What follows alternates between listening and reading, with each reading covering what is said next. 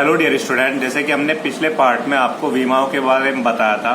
ठीक है बच्चों, हमने बहुत सारी वीमाएं लिखी थी और आपको बताई थी। आज हमारा जो चैप्टर है वो आता है, जो हमारा जो सेकंड पार्ट है ये आता है वीमाओं के अनुप्रयोग। ठीक है, आज हम इसमें वीमाओं के अनुप्रयोग के बारे में पढ़ते हैं बच्चों। ठीक है, बहुत इंपॉर्टेंट है बच्चों, एग्जाम में जरूर आता है। और सबसे पहले जो वीमाओं का अनुप्रयोग है, नंबर 1 क्या होता है बच्चों? किसी भौतिक राशि के मात्रक को एक पद्धति से दूसरी पद्धति में बदलना। ये क्या कहलाता है? हमारा पहला वीमाओं का अनुप्रयोग है। ठीक है बच्चों, तो जो पहला हमारा है क्या है? किसी भौतिक राशि के मात्रक को एक पद्धति से दूसरी पद्धति में बदलना।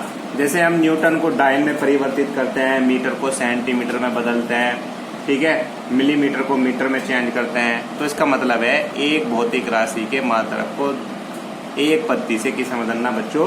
दूसरी पद्धति में बदलना। इसे हम कैसे करते हैं? मान लिया बच्चों कोई भौतिक राशि क्या है? Q है। कोई भौतिक राशि क्या है? Q है, जिसके दो विभिन्न पद्धतियों में आंकिक जो मान है, जो न्यूमेरिकल वैल्यू है बच्चों, N1 व N2 है।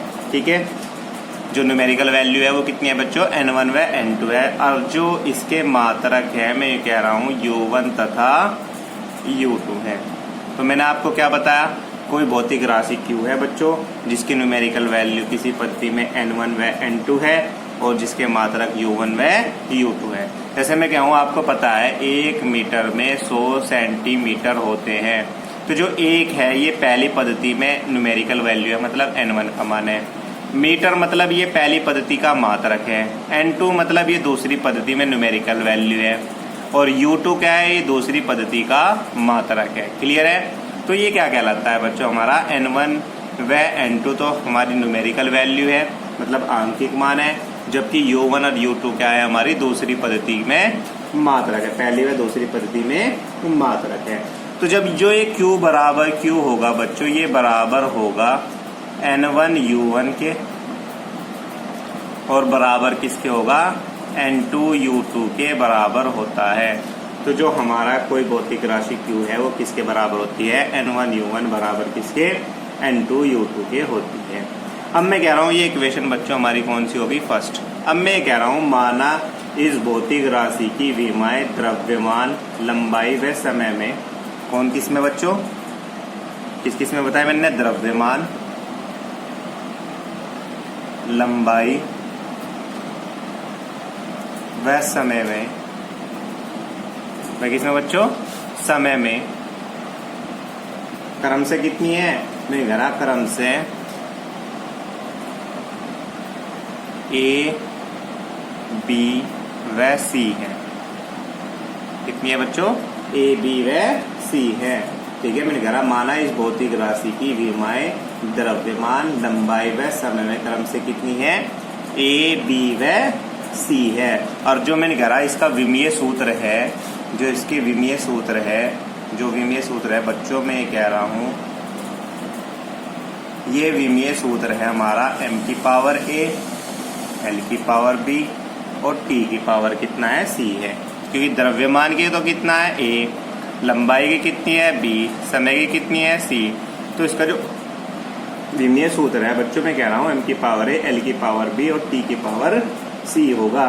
ठीक है, ये तो मैं ये कहना चाह रहा हूँ, यदि बच्चों कोई प्रथम पद्धति है, कोई प्रथम पद्धति है, प्रथम पद्धति में मतलब हमें मीटर दे रखा है या सेंटीमीटर दे रखा है, मैं कह रहा हूँ जो प्रथम पद्धति में जो द्रव्यमान, लंबाई और जो समय है, इनकी जो मात्रक हैं क्रम से, मैंने कह रहा हूँ M1, L1 तथा कितने हैं बच्चों? T1 है। तो मैं क्या कर रहा हूँ, जो प्रथम पद्धति में द्रव्यमान, लंबाई व समय के जो मात्रक हैं वो कितने हैं? M1, L1 तथा कितने हैं बच्चों? T1 है। तो जो Q होगा, ये Q बराबर होगा किसके? N1 M1 की पावर A, L1 की पावर B और T1 की पावर कितना होगा? C के बराबर होगा। क्यों हुआ? क्योंकि जो U1 है ये बराबर होगा हमारा किसके? M1 की पावर A, L1 की पावर B और T1 की पावर किसके बराबर होगा बच्चों? C के बराबर होगा। क्योंकि U क्या था? हमारा मात्रक है। और तुम्हें पता है जो विमाएं हैं वो किससे बनती है, मात्रकों से ही बनती है।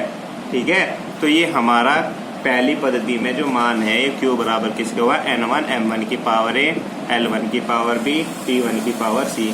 अगर इसी प्रकार बच्चों मैं दूसरी पद्धति में कहूँ, किस में कहूँ, दूसरी पद्धति में जो द्रव्यमान लंबाई व समय के मात्रक में अगर कहूँ क्रम से कितने हैं, M2 L2 व T2 है।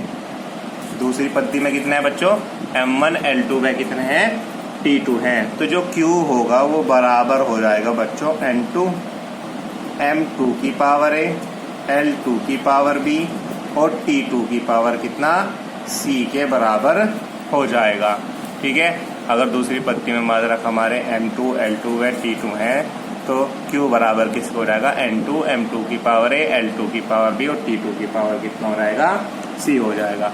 अब आप समीकरण 1 देखते हो बच्चों, समीकरण 1 किसके बराबर है, Q बराबर किसके है, N1 U1 बराबर किसके है, N2 U2 के, अर्थात ये दोनों आपस में क्या होंगे, बराबर होंगे। इसलिए N1 M1 की पावर A L1 की पावर B T1 की पावर C बराबर हो जाएगा N2 M2 की पावर A L2 की पावर B और T2 की पावर किसके बराबर हो जाएगा बच्चों, C के बराबर हो जाएगा। अगर हम यहाँ से किसका मान निकाल लें, N2 का मान निकाल लें, किसका मान निकाल लें, N2 का, तो ये सारा जो है बच्चों ये इधर किस चीज में आ जाएगा, हमारा डिवाइड में आ जाएगा। तो N2 बराबर हो जाएगा N1, ठीक है, M1 की पावर A L1 की पावर B T1 की पावर C अपॉन में कितना हो जाएगा, M2 की पावर A L2 की पावर B और T2 की पावर कितना हो जाएगा बच्चों, C के बराबर हो जाएगा। अगर हम इन दोनों की, क्योंकि यहाँ M1 की पावर A M2 की पावर A है, तो बच्चों हम इन्हें कैसे लिख सकते हैं, M1 अपॉन M2 की power A L1 upon L2 की पावर B और T1 अपॉन T2 की पावर कितना, C। ठीक है बच्चों, और ये किसका मान हो जाएगा, इससे हम दूसरी पद्धति में मान निकाल सकते हैं। तो N2 बराबर किसको हो गया, N1 M1 की पावर बटे M2 की पावर A L1 बटे L2 की पावर B और T1 बटे T2 की पावर कितना हो जाएगा, C। इस तरह से हम बच्चों एक पद्धति से दूसरी पद्धति में हम क्या निकाल सकते हैं, मात्रक को बदल सकते हैं, या एक किसी भौतिक राशि के मात्रक को एक पद्धति से हम दूसरी पद्धति में परिवर्तित कर सकते हैं, हम बदल सकते हैं। ठीक है बच्चों, जैसे हम बच्चों आपको एक एग्जाम्पल बता रहे हैं, एक एग्जाम्पल दिया हुआ है कि 1 न्यूटन को डाइन में बदलिए। ठीक है, जो न्यूटन है ये बच्चों में नहीं कह रहा MKS पद्धति में है, और जो ये डाइन है ये हमारा कौन सा पद्धति में है, CGS पद्धति में है। तो कैसे देगा बच्चों, ये कहेगा विमीय विधि से 1 न्यूटन को डाइन में बदलिए, जबकि न्यूटन MKS पद्धति में तथा डाइन किस कौन सी पद्धति में बच्चों, हमारा CGS पद्धति में बल का मात्रक है। आपको पता चल गया कि न्यूटन किसका मात्रक है बच्चों, बल का मात्रक है। सबसे पहले हम क्या करेंगे, सबसे पहले हम बल का विमीय सूत्र लिखेंगे, क्योंकि हमें पता है कि जो न्यूटन है वो बल का मात्रक है। तो सबसे पहले हम क्या लिखेंगे, बल की विमा। तो क्या लिखेंगे बच्चों, बल की विमा लिखेंगे। आपको पता है जो बल की विमा होती है ये कितनी होती है, MLT-2 होती है। तो बल की विमा कितनी होती है बच्चों, MLT-2 होती है। अब हम क्या करेंगे, पहला स्टेप तो हमारा क्या हुआ, सबसे पहले हमने क्या लिखा, बल का विमीय सूत्र लिखा। ठीक है, अब हम क्या करेंगे दूसरे स्टेप में बच्चों, अब हमारे पास क्या है, तो M है, एक L है और एक क्या है, T है। मतलब इसमें हमारे पास द्रव्यमान भी है, लंबाई भी है व समय भी है।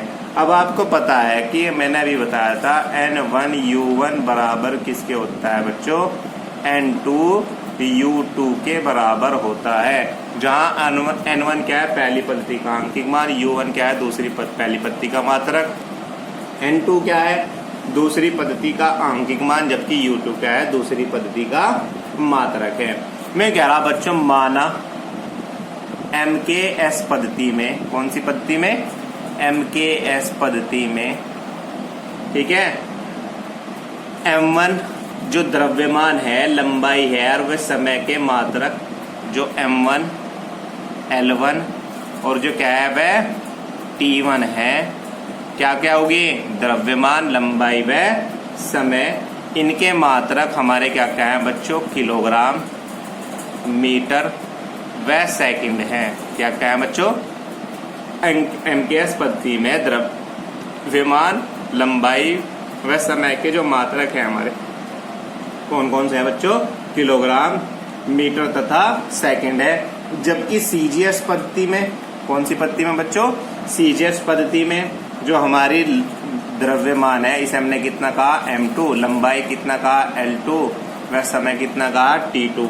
इसके जो मात्रक हैं ग्राम, सेंटीमीटर और क्या है बच्चों हमारे सेकंड है। ठीक है, तो मैंने आपको बताया जो CGS में M2, L2 व T2 जो द्रव्यमान, लंबाई व समय के मात्रक कितने हैं बच्चों, ग्राम, सेंटीमीटर व सेकंड है। तो अब हम क्या लिखेंगे, आपको पता होगा N1U1 बराबर किसके होता है, N2U2 के।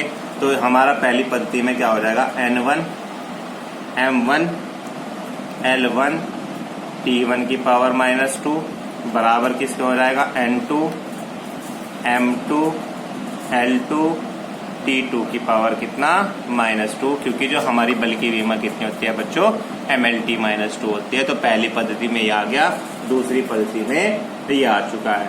अब हम क्या करेंगे, हमें यहाँ से किसका मान निकालना है, N2 का मान निकालना है। क्योंकि हमें पता है जो N1 का मान है वो हमारा कितना है, 1 न्यूटन था। N1 का मान कितना है हमारा बच्चों, 1 है। हमें मान किसका निकालना है, N2 का मान निकालना है।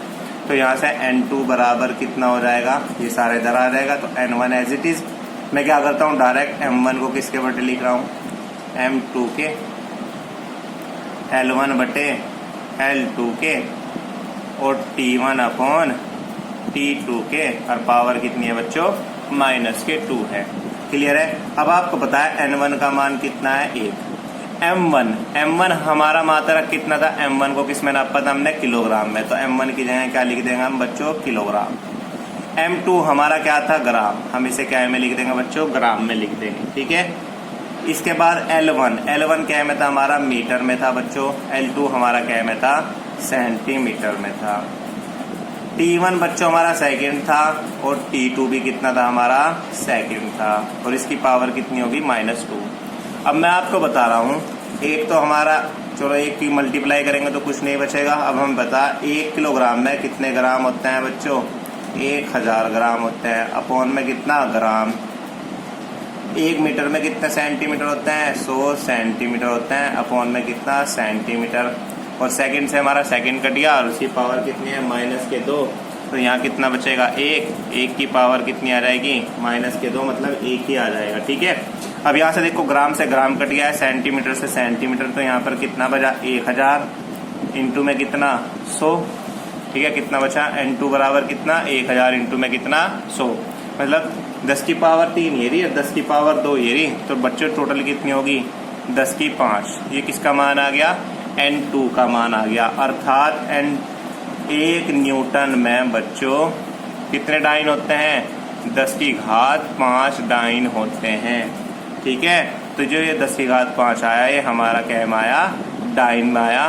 तो जैसे वो बता रहा था कि 1 न्यूटन को डाइन में बदल लिए, तो 1 न्यूटन में कितने डाइन होते हैं बच्चों, 10 की पावर 5 डाइन होते हैं। ठीक है। आपको इस तरह के सारे जितने भी न्यूमेरिकल हैं वो करने हैं।